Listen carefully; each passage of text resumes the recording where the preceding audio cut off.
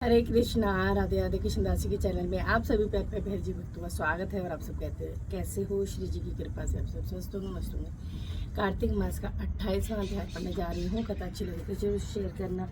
तुलसी माता ही सुखदाता तुम हो, कृष्ण की प्यारी जो जगाए हम तेरी दिन राती। भक्ति में तुलसी माँ को प्रणाम करते हैं, आंवला देव को प्रणाम करते हैं। शालिग्राम भगवान जी की जय। श्रीमन नारायण नारायण नारायण, भजमन नारायण नारायण, लक्ष्मी नारायण। सूजी बोले कि ऋषियों, अब मैं तुमसे गंगा जल की महिमा कहता हूँ, ध्यान पूर्वक सुनो। भगीरथ के कुल में सूरदास नामक राजा का मित्र से नामक एक पुत्र था, जो गुरु वशिष्ठ के श्राप से राक्षस हो गया। परंतु गंगा जल के प्रभाव से वह भी भगवान के परम पद को प्राप्त हुआ। यह सुनकर ऋषियों ने पूछा, हे सूजी, कृपा कर पहले यह बताए कि किस कारण से मित्र से राक्षस हुआ। यह कथा विस्तार से सुनाए। ऋषियों की ऐसी विनती सुनकर सूजी बोले, हे ऋषियों, एक समय धर्मशील राजा मित्र से अपने कुछ साथियों से शिकार के लिए वन को गया। वहां जाकर उसने अनेक मृगों का शिकार किया। फिर थकान होने पर वह नदी के तट पर आया। रात भर वह नदी के तट पर ही रहा और प्रातःकाल होते ही वह पुनः शिकार की खोज में चल दिया। कुछ दूर जाने पर उसने कंदरा में एक बाघ एवं बाघिन को सहवास करते देखा। उसने बिना सोचे समझे तत्काल धनुष पर बाण चढ़ाकर छोड़ दिया। क्रोधित हो उठा और राक्षस का रूप धारण कर बोला, अरे राजा, तुमने मेरे साथ घोर अन्याय किया है, मैं तुमसे इसका बदला अवश्य लूंगा। इतना कहकर वह राक्षस दुखी मन से वहां से चला गया। कुछ वर्षों पश्चात राजा मित्रसेन ने अश्वमेध यज्ञ किया। उसमें अनेक ऋषि मुनि आमंत्रित किए गए। गुरु वशिष्ठ ने ब्रह्मा विष्णु आदि देवताओं को हवि देकर यज्ञ समाप्त किया। तत्पश्चात स्नान करने के लिए नदी के तट पर चले गए। वशिष्ठ जी के यज्ञ मंडप से जाते हुए राक्षस स्त्री, जिसकी स्त्री बाघिन को राजा ने वन में मार दिया था, बदले की भावना से यज्ञ स्थल पर आ पहुंचा। अपना बदला लेने के लिए उसने गुरु वशिष्ठ का रूप धारण कर लिया और जैसे जाते जाते कोई विशेष आज्ञा देने आए हो, ऐसे इस प्रकार आकर राजा मित्र से कहा, हे राजन, आज हम मांस खाएंगे, हमारे भोजन में मांस भी हो। यह कहकर वह चल दिए। राजा को गुरु वशिष्ठ की आज्ञा सुनकर आश्चर्य तो बहुत हुआ, किंतु बोला कुछ नहीं और रसोइयों को बुलाकर उसकी आज्ञा अनुसार भोजन बनाने का आदेश किया। उधर राक्षस ने राजा के रसोइयों को अपनी माया से वहां से हटाकर उसका रूप धारण कर मनुष्य का मांस पकाकर रख दिया। जब वास्तविक गुरु वशिष्ठ जी स्नान करके वापस आए तो राजा ने स्वर्ण थाल में सजा मांस मिश्रित भोजन उनके सामने रख दिया। गुरु वशिष्ठ ने अपनी ज्ञान दृष्टि जान ली कि भोजन मानव मांस सम्मिलित है। देखो, क्रोधित हो उठे और बोले, हे राजन, तुमने हमें मानव मांस मिश्रित राक्षसों के खाने योग्य भोजन दिया, इसलिए मैं तुम शाप देता हूँ कि तुम राक्षस हो जाओ। वशिष्ठ जी का श्राप सुनकर राजा मित्रसेन ने विनय पूर्वक किंतु आश्चर्य युक्त होकर कहा, गुरुदेव, आपकी आज्ञा से ही भोजन बनाया गया है, इस पर क्रोध क्यों? राजा की बात सुनकर गुरु वशिष्ठ चौंक पड़े और उन्होंने तुरंत ध्यान लगाकर वस्तु स्थिति का पता लगाया। शीघ्र ही उन्होंने राजा को वास्तविकता बताई। तब राजा भी क्रोध में आ गया और अंजलि में जल लेकर बोला, आपने मुझ निपराध को श्राप दिया था, मैं भी आपको श्राप देता हूँ। तभी रानी दमयंती वहां आकर बोली, यह क्या कर रहे हैं आप? क्षत्रिय हैं, आपका गुरु पर रोष करना उचित नहीं है। ऐसा करने वाला वन में जाकर ब्रह्म राक्षस बनता है, इसलिए आप क्रोध का त्याग करें और जो आपके भाग्य में है बधा है उसे भोगें। रानी की बात सुनकर राजा ने क्रोध को त्याग दिया और विचार करने लगा कि अब क्या किया जाए। फिर अंजलि को श्राप देने के लिए उद्देश्य जल को अपने पैरों पर डाल दिया। जो ही अपने पैरों पर डाला, जल उसके पैर काले पड़ गए, जिसके कारण उसका नाम कल्माशपाद पड़ गया। इसी नाम से वह राक्षस के रूप में विख्यात हुआ। निपराध राजा गुरु वशिष्ठ के चरणों में गिर पड़ा और बार बार क्षमा मांगते हुए अपनी मुक्ति का उपाय पूछने लगा। तब गुरु वशिष्ठ ने कहा, क्योंकि यह पाप अनजाने में हुआ है, इस कारण मेरे श्राप का प्रभाव 12 वर्ष तक रहेगा। इसके पश्चात तुम अपने वास्तविक रूप को प्राप्त होगे और अनेक वर्षों तो राज्य सुख का प्रभोग करने के पश्चात गंगा जल के प्रभाव से मुक्ति प्राप्त करोगे तथा भगवान विष्णु की सेवा करते हुए अनंत काल तक विष्णु लोक का सुख भोगोगे। ऐसा आशीर्वाद देखकर गुरु वशिष्ठ अपने आश्रम को चले गए। राजा राक्षसी देह दान कर निर्जन वनों में भटकने लगा। कई वर्षों तक अनेक कष्ट भोगता हुआ एक दिन वह राक्षस नर्मदा नदी के तट पर आया और वहीं रहने लगा। वहीं पर मांस भक्षण करता रहा और जहाँ तहाँ विचरता रहता। वहीं विचरते एक दिन उसने एक मुनि को अपनी पत्नी का दमन करते देखा। राक्षस भूख से व्याकुल था तो उसने भूखे सिंह की भांति झपटकर मुनि को पकड़ लिया। मुनि की पत्नी ने जब अपने पति को राक्षस के हाथों में देखा तो वह राक्षस रूपधारी राजा से विनयपूर्वक बोली, आप वास्तव में राक्षस नहीं है, बल्कि सूर्य कुल में उत्पन्न मित्रसेन नामक राजा है। मेरा पुत्र अभी बहुत छोटा है, अतः बिना पिता के इस वन में मैं कैसे निर्वाह करूंगी, इसलिए आप उसे प्राण दान दे। प्राण दान से बढ़कर कोई दान नहीं है। मगर राक्षस पर उसकी बात कोई प्रभाव न पड़ा और वह उसे खा गया। जिस प्रकार व्याघ्र के बच्चों को पकड़ के खा जाता है, वैसे ही वह मुनि को खा गया। और मुनि की स्त्री बहुत दुखी, उसने उसे श्राप देते हुए, तुमने मैथुन करते हुए मेरे पति को मारा है। इस कारण जब भी तुम मैथुन करोगे, मृत्यु को प्राप्त होकर पुनः राक्षस योनि को प्राप्त करोगे।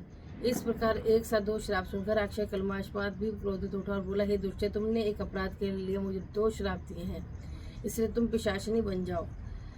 उसके इतना कहते हुए स्त्री पिशाचिनी होकर भूख प्यास सेवा को कर उसी वन में भटकने लगी।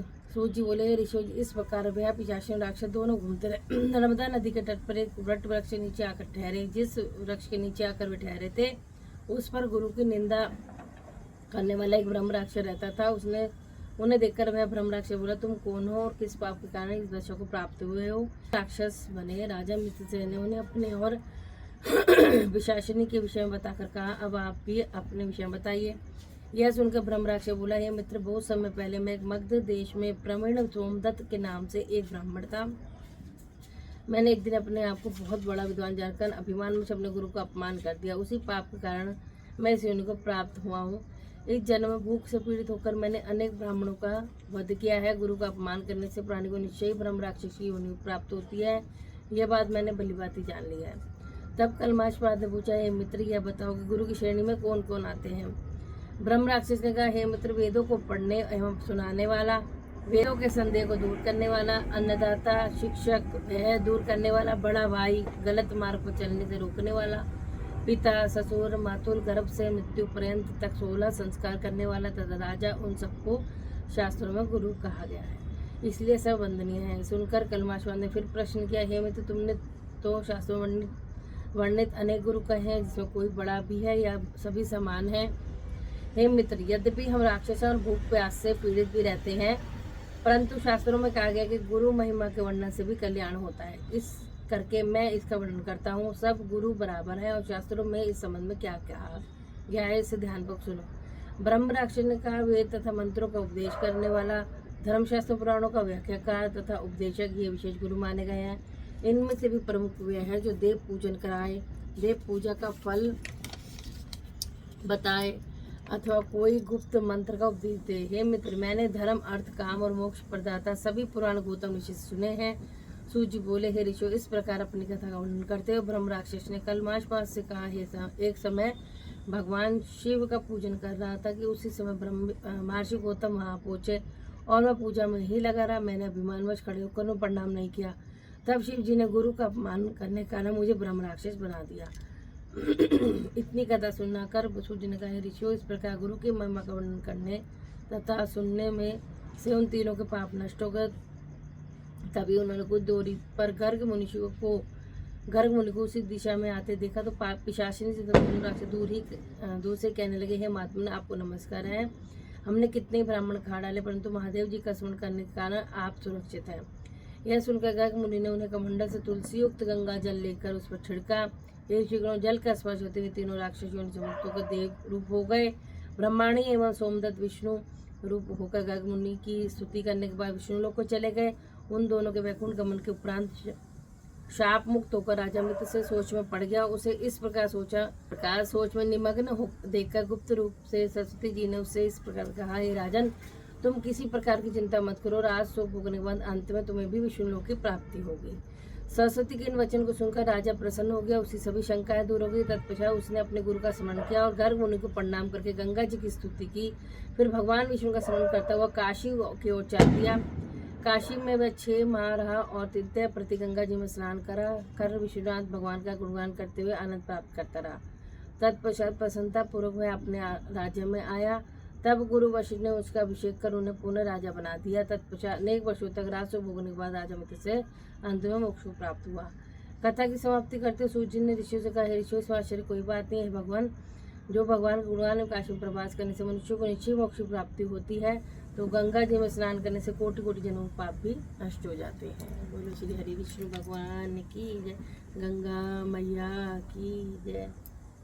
जय हो।